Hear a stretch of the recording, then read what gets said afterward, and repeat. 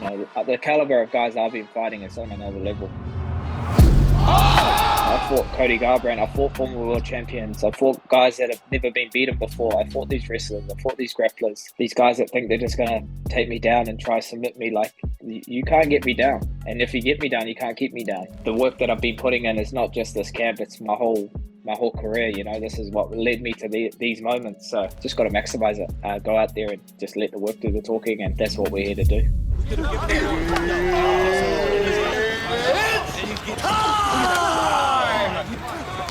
David Adesanya here, your uncrowned 145-pound champion, here with Kai Don't Blink Cutter France. How are you, champ? What's up, bro? Thanks for having me. Always good to catch up. Fucking don't thank me. Thank you for giving me your time. No, first things first, first, how are you? How's Las Vegas? Yeah, it's been good. Well, easing into the week.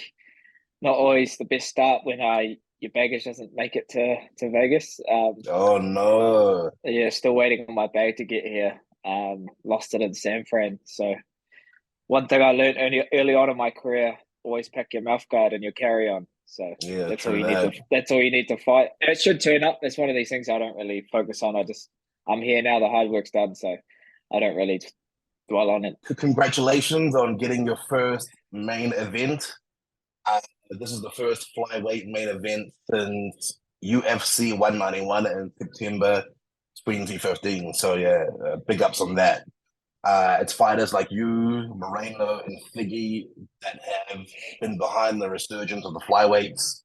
I mean, you guys have been through, the division has been through, the dramas of, Dana saying they're going to exit, they're going to do this, you guys aren't exciting. How does it feel now to sort of be validated after all these performances, the quadrilogy and so on? How does it feel now that, like you're not fighting for your job anymore? Yeah, when I first started my UFC debut back in 2018, that was when, before I even fought, people were saying, how does it feel being maybe the last flyweight fight ever in the UFC? So that was a bit of a shock, because I was like, I haven't even fought yet. Why are people asking me which promotion am I going to fight for when the UFC dissolved the flyweight division? So yeah, I couldn't control any of that. So I just went out there and put on a show. I went out there to fight my heart out, like my job depended on it, because it did. And here we are now. The flyweight's still going strong. It's probably one of the best divisions in the UFC. If you look at every bonus, every fight night, every pay-per-view, it's always one flyweight getting a bonus. So that just goes to show that the division is exciting and people want to see it. So it's guys that lay it on the line. It's the technique. It's the fast pace.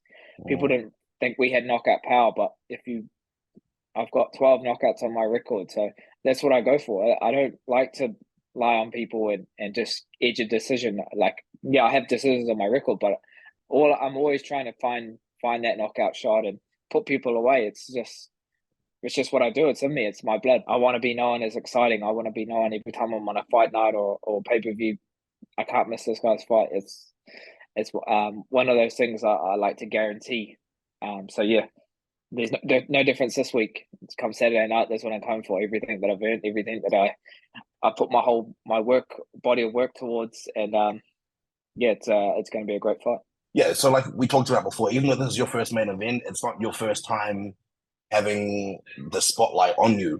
You had the big fight with even the Askar fight was a big fight. The fight with Moreno was even a bigger fight. That's one thing that Amir hasn't been through. Do you feel that gives you an edge going in and more confidence going into this matchup? Yeah, definitely. Like, I'm 30 now, a lot more wiser, a lot more experience, and that's what I bring to the table. This will be my 11th UFC fight, so I feel like I'm stepping into that. I guess not a veteran, but definitely like a seasoned fighter now in the UFC, where this isn't new to me. I'm used to traveling. I'm used to performing and rising to the occasion, stepping up, and that's just how it's always been for me. So yeah, I definitely feel like that's a difference in this fight. Yeah, when I fought Cody Garbrandt, I fought former world champions, I fought guys that have never been beaten before. I fought these wrestlers, I fought these grapplers, these guys that think they're just gonna take me down and try to submit me. Like you can't get me down, and if you get me down, you can't keep me down. And if you could do that, you would have done that. And that's just how it is. Like we at City Kickboxing pride ourselves in our grappling because we have to have good grappling to showcase our striking. So um, that's what sells. People want to see knockouts. People don't want to see you getting laid and preyed on, getting hugged, and just trying to, I guess, hug your way to a title shot. That's not how it works. The way you go, you get title shots is you got to put people out. You got to be exciting, and you got to make it a fight, make it a war. So that's what I tap into. So this is something that's embedded in me when I walk out. That's what you're seeing, that fire in me. That's something that's in my blood. When I walk out, I tap into my ancestors, my tupuna, my Māori culture, and I know the people that have come before me. This is what they would have done. So I know that this is my path. It's already been written. So when I'm walking out, it's just me embodying everything that it's in my DNA. And when I'm in there, I'm just at home. I'm at peace. I'm not in any other mindset besides being present in that moment, knowing that what I'm about to do is something that I've been born to do. So yeah, that's why I leave all those titles and responsibilities at that cage door. I'm not, that brother, that father, that husband, that son. I'm that Māori warrior version of myself when I step in there. So yeah, that's what I'm bringing to this fight. You've been out for a year now, after your last fight with Moreno. Has it been frustrating to be out that long, especially having such a close fight and almost, making it that much closer to the mountaintop of getting that interim title when Figgy was still the champion? Yeah, it has been a long, I guess, layoff. What was the injury? I had a back injury, so it's just stuff I've neglected in my career. Mobility, stretching more. So it was a good, I guess, a reminder that, okay, I need to do more outside of the actual training. I've got to do more to actually, invest back into my body. So I'm not injured now. It's all come together quite well. I was supposed to fight in Perth, but it wasn't meant to be. I had to pull out of that fight because, I wasn't ready. But I've been busy outside of fighting. It's one of these things where sometimes it's nice to take a step back to reassess, and then we make a plan and we go from there. So it's all come together really nicely. Been doing a lot of stuff outside of my main job, which is fighting in the UFC, but building my clothing brand. Been making a doco cage that's on TVNZ. So breaking into a new audience that don't necessarily watch fighting. So more of a mainstream humanizing what we do. And then also guest speaking. So I speak a lot at businesses, motivational speaking, as well as at schools. So I try to maximize all my platform to spread in the community, because what we're doing is unique, and we've got a story to tell. So pretty privileged and honored to be able to do that and inspire and help people. You've also been training with the Warriors, which is a New Zealand rugby league team. So that's lots of things that have been keeping you busy, but still sort of being in the realm of what you do as an MMA fighter and as a prominent New Zealand athlete. Yeah, exactly. So it's awesome that we can cross code and help each other on our journey to, be the best athletes that we can. And wrestling's such a big part in rugby that it was massive for me to kind of be in there, that space, and adding value, how efficient they can be with their movements, the technique, and also the mindset that martial arts has taught me, helping them, have that never quit attitude, and holding on to that fighting spirit that you need to have in any sport. So it's been awesome being in that space. Been watching their season, and they've really seen a change this year. But before I left, it was awesome to have a little going away gift, and they gave me their shirt, and it was awesome for me to tell them, I've been watching you boys compete. Now it's my time to go in there and step into battle. So I've got my City Kickboxing whānau, and I've got my Warriors whānau as well now. Since you've been out of the gym, for a year, and I assume, most fighters would be itching to get back in there, how do you balance your mindset and stay composed so that you don't go in there and rush and, make mistakes and, fall into things? How do you talk yourself through that? Yeah, so I haven't been fighting, but I've still been around. I was in New York for Izzy's fight when he fought Alex, doing fight week, soaking up all that experience, not necessarily fighting, but just visualizing what it'd be like to fight in Madison Square Garden, and um, taking a lot of inspiration from that. Also in Perth, I was there when Alex fought Islam. So awesome being in Perth, soaking up all that support from all the Kiwis that flown over there, and being a part of that fight week as a guest fighter. So I've been a part of these fight weeks, and it's been awesome, I guess, doing the ride along and visualizing what it'd be like when I next fight. So definitely something that I needed to do just to kind of get me back in the groove of things. Okay, sweet, this is fight week. These are the roller coaster of emotions that you go through. Especially being as a teammate, you don't have control of what the outcome's going to be. You just have to just give them all your positive energy and support. So now it's my turn to kind of get in there. Man, it's been a big few months for the gym. So many massive moments have happened. Izzy avenging his loss and taking Yeah. away What's a the lot vibe of at CKB inspiration. been like the last few months? What's the vibe been like? Oh, it's just been relentless. Eugene's really taken it to the next level in the way of keeping the standards high. Like when Craig Jones came for the last month, he's just been trying to kill us on the mats. Like it's been awesome, but it's been hard. Like I know that it's always going to be a tough camp when you got all these extra trainings that Eugene's making you do, but it's good for you. So you just turn up, even though you're sore, you're tired, you're hungry, you just get it done because that's what we're here to do. So you're constantly reminded, okay, I'm in the right place. This is going to help me in the fight, so I need to be doing it. So yeah, it's been a great camp in that regards. We're bringing in all these specialists. We've had so many guys compete in the last few months that it just never ends. It's a revolving factory of fighting, Yeah. and every week we've got someone coming up. So it's great for guys that are getting back into camp because they can use that momentum from the last guy, jump in, help them out, and then they're on their way to getting ready for their fight. So it's just been like that for me. I've been in this camp for about 12 weeks, just slowly building. Seeing what Izzy did in Miami, taking away a lot from that, seeing what Carlos did. I mean, even on So the local scene, the gym is doing very well. Just had yeah, definitely. Kevin Like win the champ at Hicks.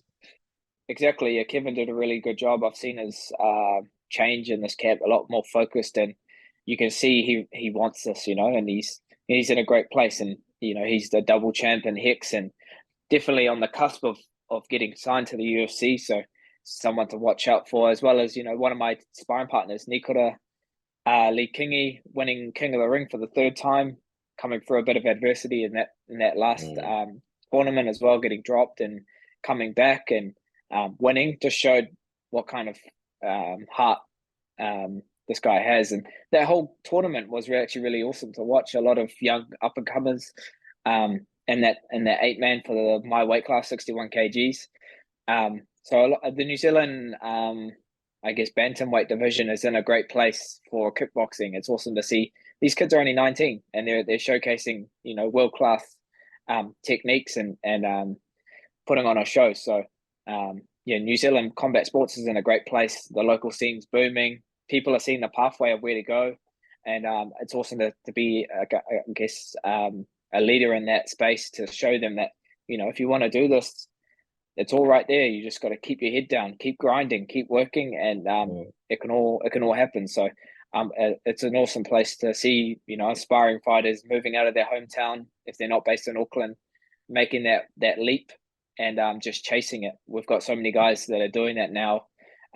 So I love to see that because it's a contagious energy, seeing that young energy that they just want to get in there and chase their dreams because it's a tough road. It's not going to be Mm. that It's a that long that road too. it's a long road and you got to be able to stick it out. a lot of times, early on in my career, I would have been like, nah, stuff this. I'm going back to work, or I got to start getting paid. I didn't realize it was going to take me 10 years to get to the UFC, but that's what I was willing to do. I knew that it would all work out eventually. So you got to be, I guess, a little bit crazy and a little bit selfish, or definitely selfish. But you got to take it all as experience, and if you really want it, you'll make it work. Yeah. So yeah. You talk about how Eugene has stepped things up a notch already, trying to kill you guys on the mats since Craig Jones has been around. You're already one of the most disciplined members of CKB. You're the most, dot your I's, cross your T's, leave no stone unturned, literally put in the extra miles, go run up Mount Eden after sparring. When you already do that for yourself, and then Eugene tries to even keep it up a notch on top of you putting yourself at already that high level, how do you adjust to that mentally without sort of burning out? Yeah, you gotta be honest and just say, is this gonna help me or hurt me? Yes. So later on, between getting closer to the fight, I've only got one body, so I got to manage my energy output. If it's too much, I got to say when, and it's definitely going to eat inside me, but I've got to be smart, and I think that's been the learning, because my old self would be getting FOMO, and I would have just been saying, nah, I'll just do everything, and just And is deal that with what it. you think led to your last injury? Could be, yeah, could have been a combination of things. So yeah, I've just been a lot more diligent in just listening to my body. If it's not meant to be, just take that rest day. What's one day? It's going to help you so much more than just constantly taxing yourself and getting more run down. And that's not what we're here to do. We're here to, get ready for the big dance, not burn ourselves out in the gym. Obviously, there is a time and place where you need to dig deep. You be able to do that. But when you're constantly living there, in the camps, a rest day is going to do you good. So something that Izzy's been reminding me, just saying, bro, Eugene's our coach, but you need to be honest with yourself and listen to yourself. So yeah, it's Listen been to good your to body, know that yeah. it's a team effort. It's not just one person, giving that advice. So I'm thankful to have teammates that will say, no, you go home and have a rest and come back tomorrow. Are there any parts of Amir's game that you're concerned about, since he's known to be, I guess, yeah, he's pretty well-rounded as well. 5 finishes, 5 knockouts, 9 submissions. Any part of his game that you think poses a great danger to you? Yeah, I love that he's confident. I love that he's got momentum. He's coming in on a 4 or 5 fight win streak. So yeah, I welcome the challenge. I'm the number 3 guy, so I want these up and coming contenders to come for me. But the caliber of guys I've been fighting is on another level, and we've fought these guys before. We've fought these grapplers, these wrestlers, these guys that think they can just get us down. Good luck trying to get me down. We saw what you did with Askarov. You really showed that, these strong grapplers aren't really sort of like a kryptonite to you. You can hang, you can grapple, you can get back to your feet, you can land your own takedowns. Yeah, for sure. I'm not scared to go to the ground with this guy. If we end up there, if I end up on top, if I take him down, I'm ready to work. I'm ready to go wherever this fight needs to. But that's the kind of confidence I'm bringing into this fight. I'm just I'm not holding on to anything. I'm just ready to adapt, adjust, and we make it work. Look at the mindset that I have going into this fight. I don't have a suitcase. I don't have my normal stuff, but I don't need it. All I need is my body being healthy, and we're good to go. The work that I've been putting in is not just this camp; it's my whole career. This is what led me to these moments. So I'm just constantly reminded, and having teammates that go out there and have their the resilience to push through anything and just never lose hope of winning, and that fighting spirit. That just reminds me I'm built from the same cloth, and I'm going to remind everyone that I'm the best flyweight in the world and get back on this title reign. That's where we want to be, fighting the best guys, fighting for world titles, and ultimately being the best flyweight in the world. So one fight at a time. I'm not looking past Amir.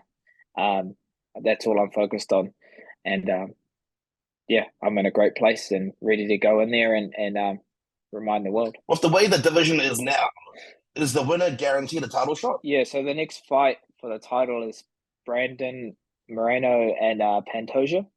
Yeah. So that's International Fight Week. Tough spot for who's next, I guess, after that. You know, Figgy's been talking about going up to bantamweight. Manel Kate was supposed to fight him. You know, you got Brandon Royval right there as well.